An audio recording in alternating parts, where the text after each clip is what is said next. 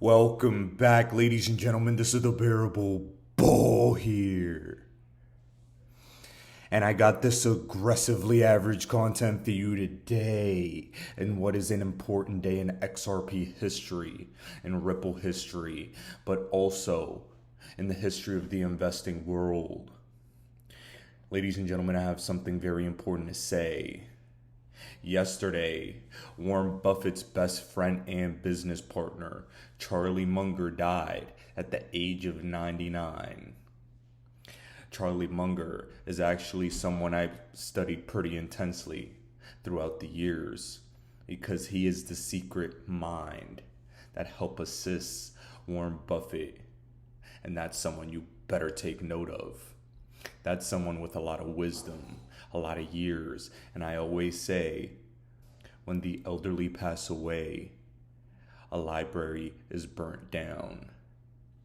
I would highly recommend studying Charlie Munger deeply to improve your investing careers, my friends.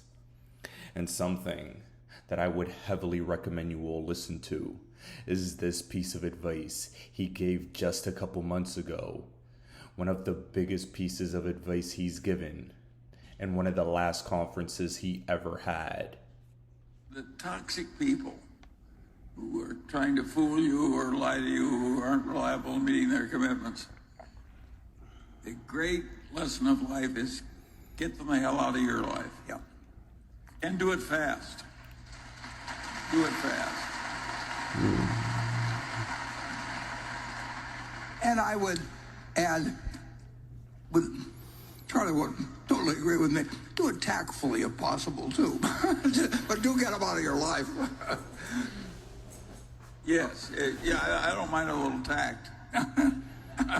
Or even a little financial cost, but the question is getting them the hell out of the life. Now, guys, right there is life-changing advice I would recommend for all of you. If you're around people that aren't fostering your creativity, your ideas, your knowledge, or your personal growth, get them the hell away from you. How can a flower grow in rotten soil? We as humans are a product of our environment. And if your environment of people is not ideal, successful, intelligent, progress-driven, then you're only going to self-sabotage when XRP finally goes to the moon. Ladies and gentlemen, cutting out toxic people is the number one piece of advice that I would recommend you listen to from Charlie Munger. And trust me when I say once that happened, all the puzzle pieces fall into place. You guys will all be experiencing life-changing gains from XRP one day. And once it's time, once you all have everything figured out, you'll be glad you did it. We're going to have to deal with things that the 1% do, like sudden wealth syndrome. Like having people coming out of the woodwork, nibbling at your heels after all the work you did, while they doubted you now, while you were giving them advice, and they were ignoring it. They were laughing at it. But they'll get humbled quickly. Ladies and gentlemen, we're in a powerful position for the next step of the fourth industrial revolution. And you can never forget it. Here from Abs at Good Morning Crypto, we got additional confirmation that we've always held the best asset on the planet, as of October 2023, a presentation was unveiled showing 500 plus partnerships and counting for Ripple. And ladies and gentlemen, I've been here for long enough to remember when Ripple had 100 partners, 300 partners, 400 partners, and now understanding that we have 500 plus partnerships is life-changing. But what's more humbling for all of you to understand is we would have had more had we not gotten sued by the SEC here in the United States. Most of Ripple partners are international, but now the floodgates have been opened for Ripple and for XRP here in America. Hundreds of US FIs want to start working with Ripple And eventually I think they'll want to use XRP. But this is a major step forward. This is major confirmation. And anyone trying to tell you that 500 plus partnerships is senseless hype can get to the back of the line. You can ignore them thoroughly. Because this is major. We continued to build while $100 plus million in legal fees was drained from our war chest. We made acquisitions like Medico. We were trying to make acquisitions like Fortress Trust. Ripple is continuing to put stakes in companies that will help them. Did you guys forget about Bitstamp? How about the recent Uphold partnership? All of these are indications to me of a healthy company and healthy business growth. And everything I've ever learned from Warren Buffett and Charlie Munger indicate that Ripple is a winner. And you better believe that I put my money in XRP because I know that they help foster XRP's growth. And there will be a day when what's under the hood of the XRP train will be so massive that 99% of people will be asking themselves how they missed it. I'm going to cap off this video for today with a compilation of Charlie Munger clips and important pieces of advice I would recommend you all adopt and listen to. And if nothing else you get from this video, understand that we are on the right path. Understand that Charlie Munger and Warren Buffett do not like crypto. But despite that fact, they're invested specifically in companies that are helping foster Ripple and XRP's growth. Sumitomo, Bank of America, massive Ripple partners, and Warren Buffett has a massive stake. All I do is place my pennies next to the billionaire dollars.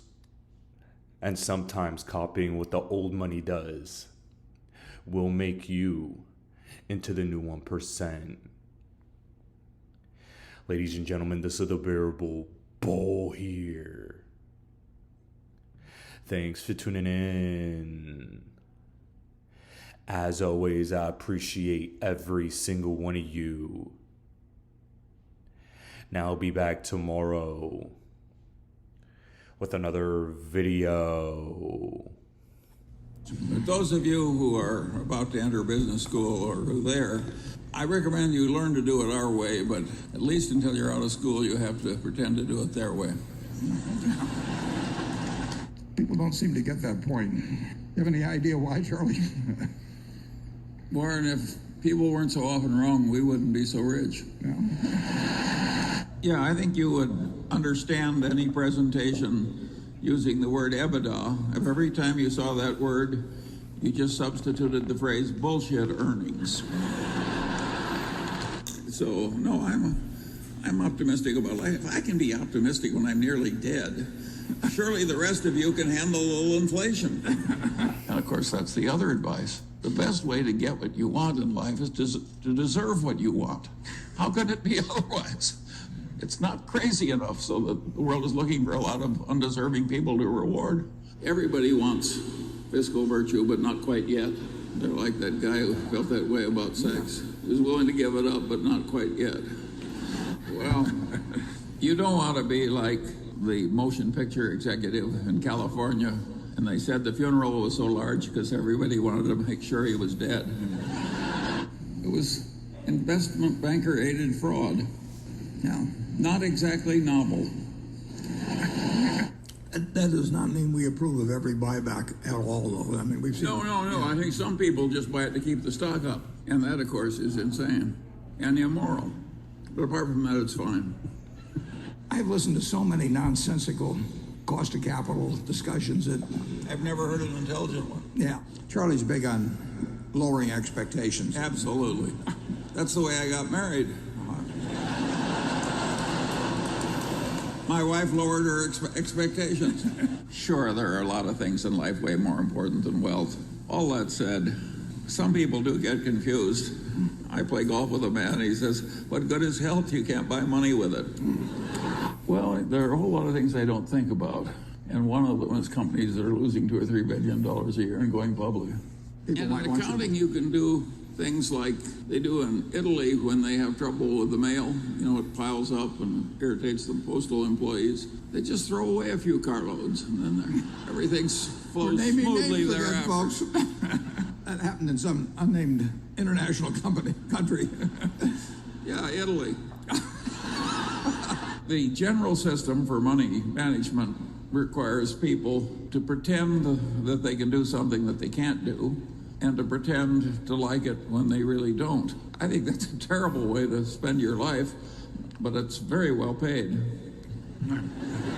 Well, I can't give you a formulaic approach because I don't use one. If you want a formula, you should go back to graduate school. They'll give you lots of formulas that won't work.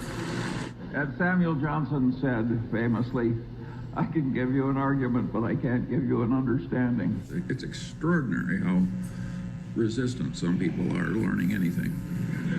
He The answer volunteers. is no, the board at Lubbers Hall did not breach its duty because we were not going to participate in the transaction if they didn't do it our way.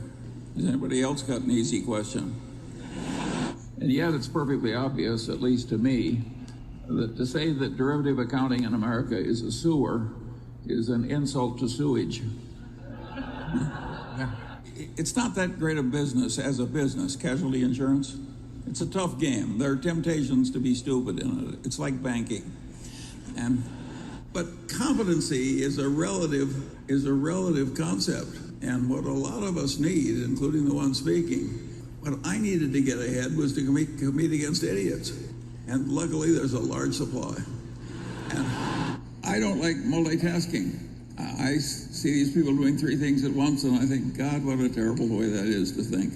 I like cryptocurrencies a lot less than you do. And I think the people who are professional traders that go into trading cryptocurrencies, it's just disgusting. It's like somebody else is trading turds, and you decide I can't be left out.